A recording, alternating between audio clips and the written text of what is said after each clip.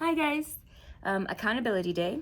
So I said I was gonna make a video once a week and I didn't record anything that I did this week because I was running around and I feel like I had way too much on my plate and that's all my fault.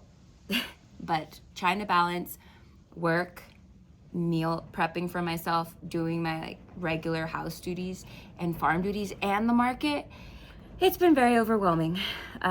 And it was my first season doing it, so obviously I didn't know exactly what to do. And I just kind of tried prioritizing what's most important to me. So yeah, I have piles of laundry, clean pile, dirty pile. That's what I'm working with right now. But you know what? I have a tunnel full of blooms and I'm super proud of it. So you know how to just set priorities and pick, this is what's gonna work this season. These are things that are gonna go on the back burner. And it is what it is. Here we are. So what I'm doing right now is I am starting some cool flower seeds. So things that I'm going to let overwinter. And typically with plants that you're going to overwinter, you want to get them in about 6 weeks before your last frost. I'm way past that point. I know that I'm super late, but I'm only starting plants that are hardy to wear zone 5, and I'm going to put them out with row cover in the field. That's going to give them a little extra insulation. This is me like doing the little cover. It'll give them a little extra insulation. I'll mulch them pretty heavily and hope that they come up first thing in the spring. The seeds that I have that are hardy to zone 6 will all go into my tunnel, so I still have a bit of time. In the next 2 weeks, I want to get all that stuff done. The biggest one is the snapdragons, I think, because those seeds take me a little bit longer to do because they're so itty bitty. Right now I'm doing yarrow, as you can see. Oh, cute and tiny. And I just use really fine tweezers and I'm picking them out, putting them on here one by one. I'll do 240 in each tray.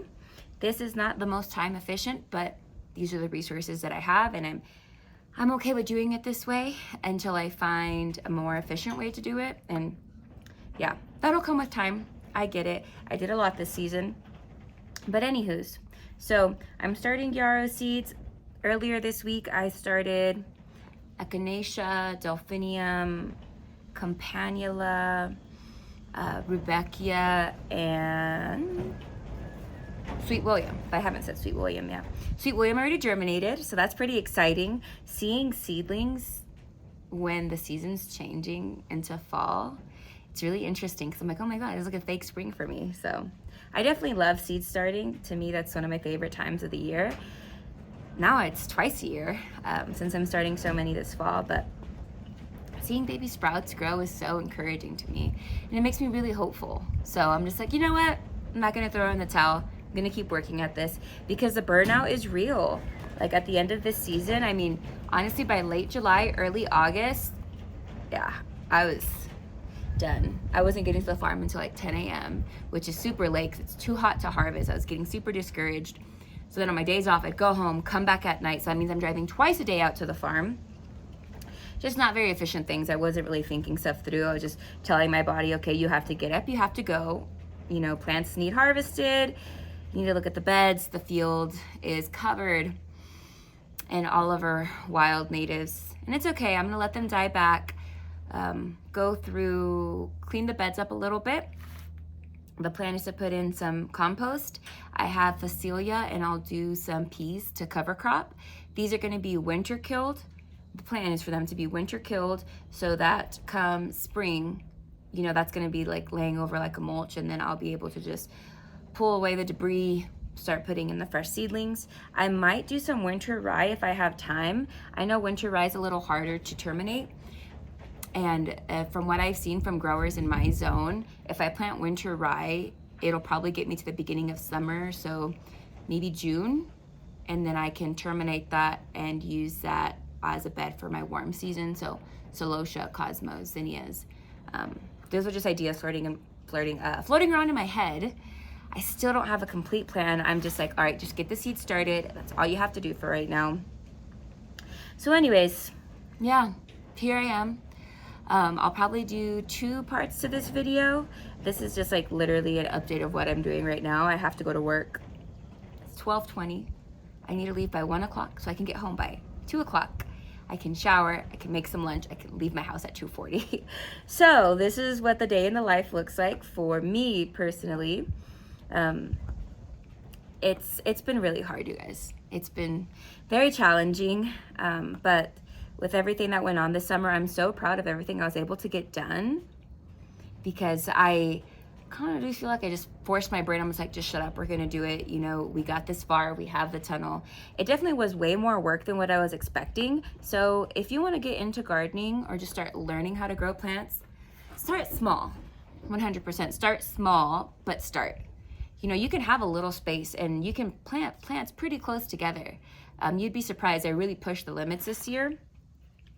On all the spacing, I just toned it down a notch. If it asks for a foot spacing, I'm like, oh, perfect, 9 inches. If it asks for 9-inch spacing, I said, oh, perfect, we're gonna cut you down to like 4 or 5-inch spacing. Maybe not to 4 or 5.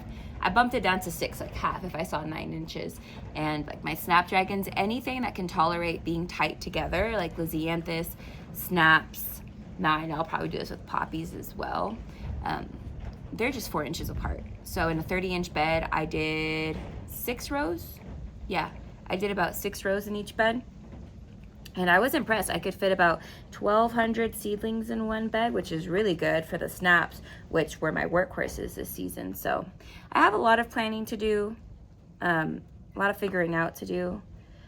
All I know is that I have to get the seed started so I can have plants to put into the ground, and the bed prep and all that will come later. But this is the most important, because as soon as these seeds are in, I can just water them. I still have snaps sitting in my dome from like May.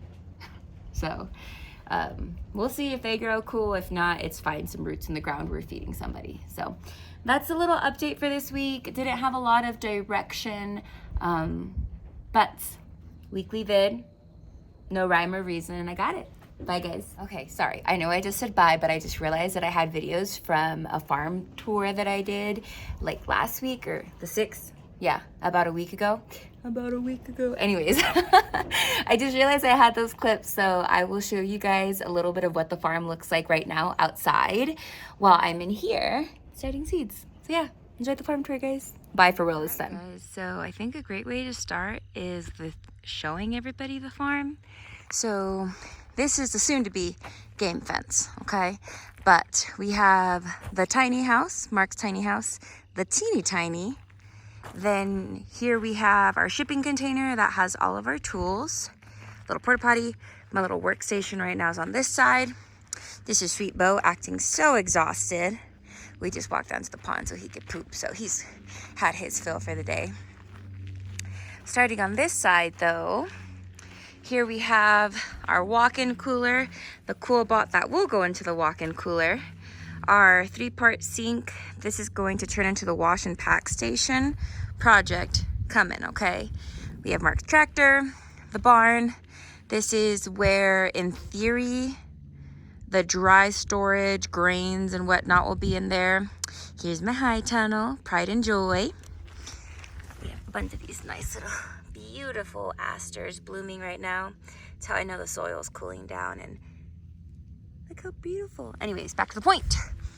So here were Mark's first beds. All of our beds are about 100 feet long, 30 inches wide, the standard. Here's our compost pile. This will be our propagation house come spring 2025. We still need to cover the other half of it. Right now it's miscellaneous. We're storing items in here. We're starting seeds in here. I'm starting seeds in here. Mark has some of his tomatoes in here.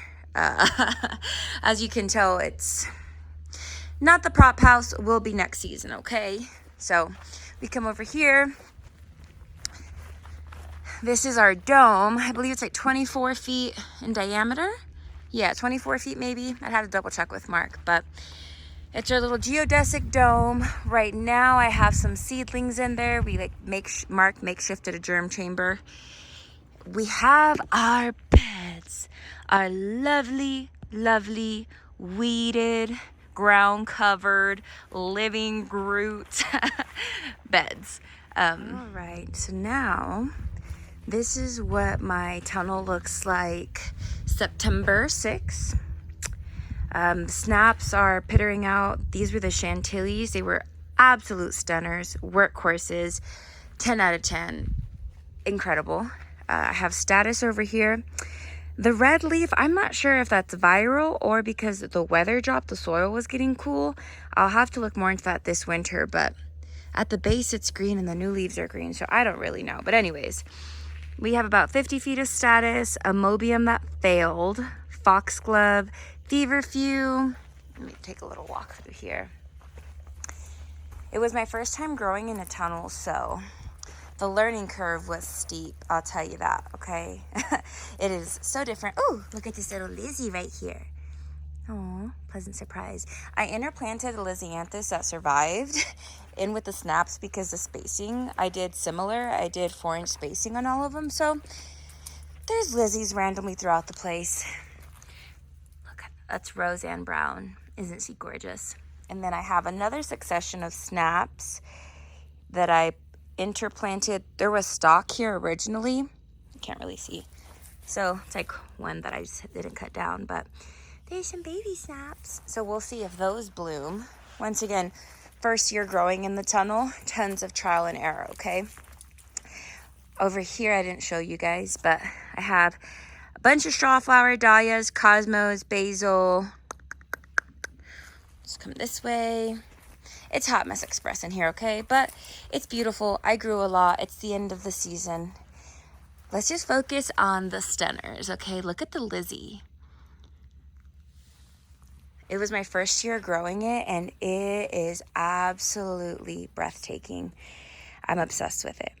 So I think I did 20 feet.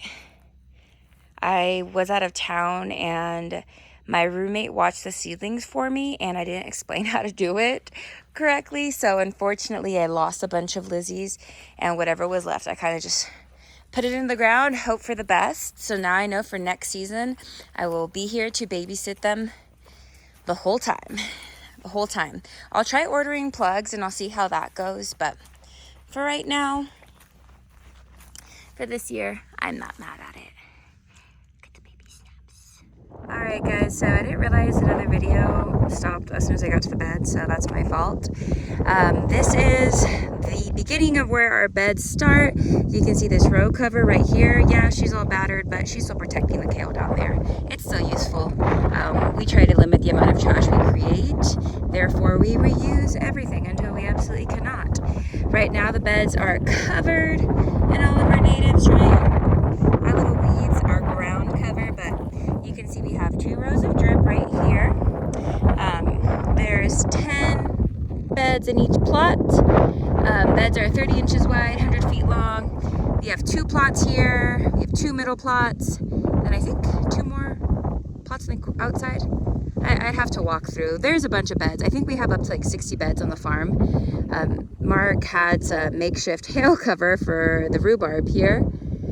My beds are way down there. You can't see them, and I'm not going to walk all the way over there. I'll do that in another video once I get things a little more organized. But for right now, just to show you guys kind of what the farm looks like.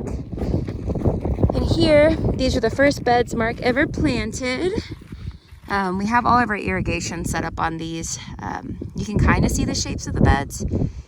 There we have some wobblers for some overhead watering. And that's mostly just used for germination. Our drip tape is our preferred watering method, just to make sure water gets down to the root zone. Also helps with not having as much water evaporate. This is Mark's mini orchard. We have trees, little shrubs down there. Mark's plan was going to be to move these out into the field, but they're kind of too far gone, so we might just randomly have these little trees here. So yeah, that's a quick little intro to what our farm looks like. I'll do a more in-depth tour later, but yeah, thanks for watching guys, bye.